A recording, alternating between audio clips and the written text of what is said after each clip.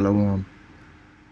First and foremost, I'd like to say all praises to the Most High Yahweh, by Hashem, Yahweh Shai. Double honors to the elders and the apostles of GMS who came before me, who rule well, who taught me this truth. Shout out to the hopeful elect and those, who are putting their best foot forward in preaching this gospel. Now, I was watching a video earlier today. I believe it's Elder Manata Zakbak of South Carolina GMS, which his channel got recently terminated. So this thing seems to be drawing to a close real soon. And he started talking about being woke doesn't mean that you're awake to this truth, because woke is a worldly definition of being aware of what's going on as far as social political situations are concerned.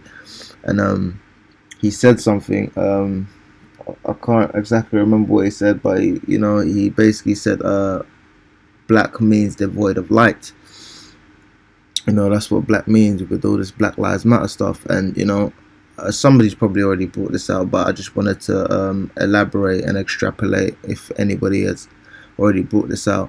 But actually, when you look into the root word of it, when you really look to the core of what the word means, black actually means stupid. So when they say black people, they're actually saying stupid people, because as the elder said, black is devoid of light. And if you go into the definition of what black is, of the very darkest color, owing to the absence or of or complete absorption of light, the opposite of white. So dark is the absence of light to a member of a dark-skinned people, especially one of African or Australian Aboriginal ancestry. Now they try to add that in there, but we all know that words have multiple definitions, but they're core definitions of what a word means. Now, if we can see here that it's an absence of light, if we go into what light means as a definition, the natural agent that stimulates sight and makes things visible, to illuminate, because that's what you do to make things visible. You're able to perceive it. It illuminates, because you can only see things with light. You can't see in the dark. Here we go. If you look into similar, we have an expression in someone's eyes indicating a particular emotion or mood. So you're able to perceive a person's mood, a person's opinion, standards, abilities, talent, skill, ability, again, intelligence, intellect.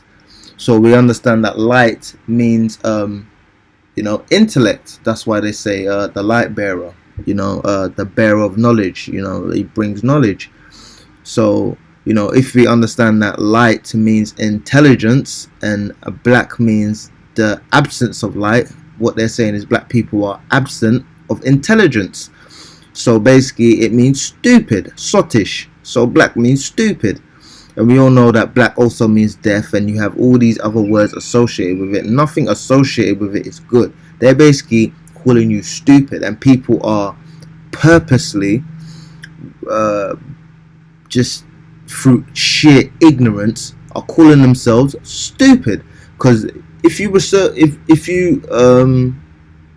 class yourself as a black person, you're basically saying you're a stupid person, because you're not even black, as the elders like to go into it. Malcolm especially likes to go into the whole definition of the whole black thing. But it basically tells you that you're basically saying that you're stupid, and you class your people as stupid, and you'd have to be to classify yourself by somebody else's definition.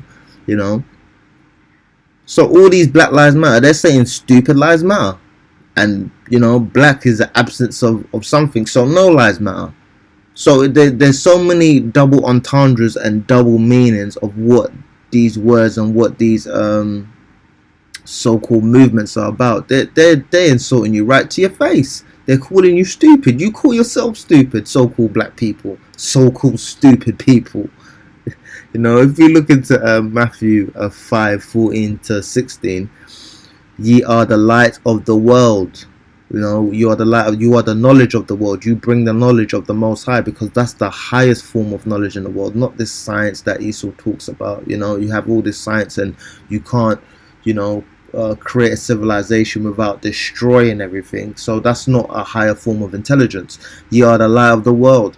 A city that is set on a hill cannot be hid. Neither do men light a candle and put it under a bushel, but on a candlestick, and it giveth light unto all that are in the house. So when you have knowledge and you speak, people perceive your knowledge, and it brightens the world. You know, it brightens their outlook and perception. You know, you light people's dark path, because black, yeah, which is the opposite of light, dark, is being in gross darkness, i.e., being stupid. When you're in gross darkness, you're stupid. That's why it says, my people suffer from a lack of knowledge, i.e., my people suffer from a lack of light, you know, because you live in gross darkness. Let your light so shine before men that they may see your good works and glorify your Father which is in heaven.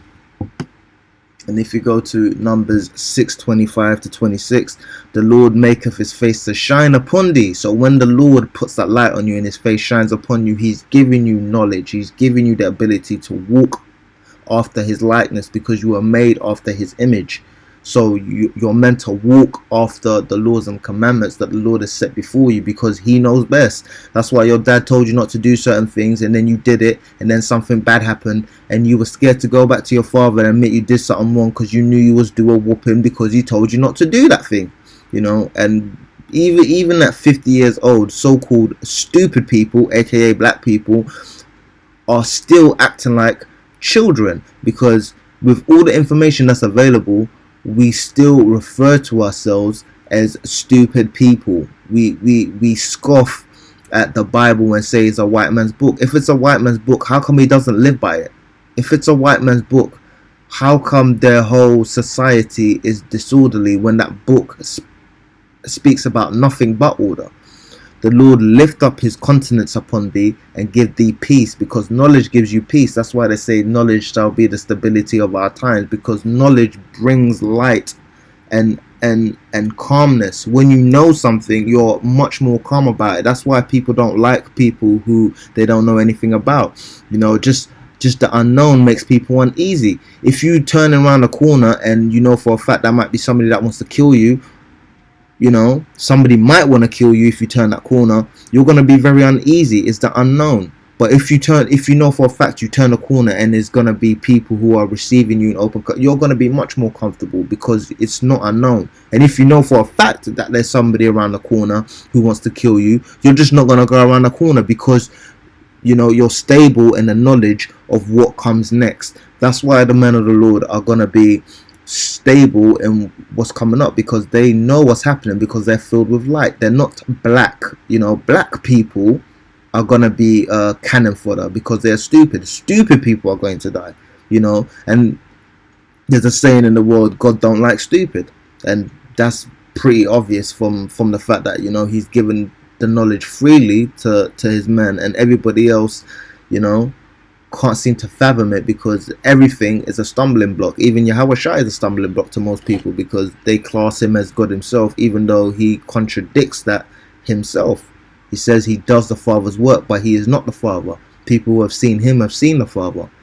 But, you know, if you see my son and my son looks exactly like me, so therefore you know what I look like, it doesn't make me the Father. You know, but again, it's a stumbling block for people who can't perceive it, you know. What they say, wisdom is too high for a fool. And I'm gonna finish off here in Ecclesiastes 8:1. I always say that funny. Some people say it differently to how I say it, which is a King James version. Who is as the wise man, and who knoweth the interpretation of a thing? A wise man's wisdom maketh his face to shine, and the boldness of his face shall be changed.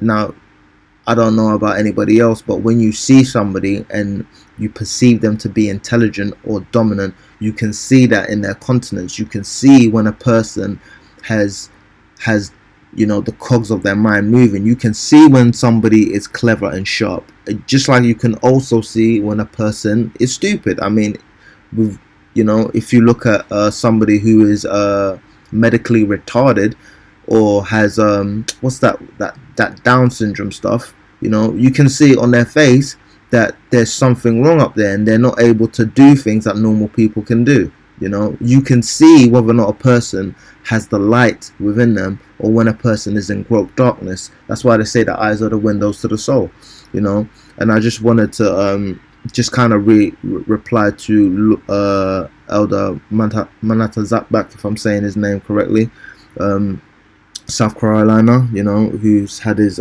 channel terminated again. So clearly this thing is coming to an end now, and I just wanted to add to that.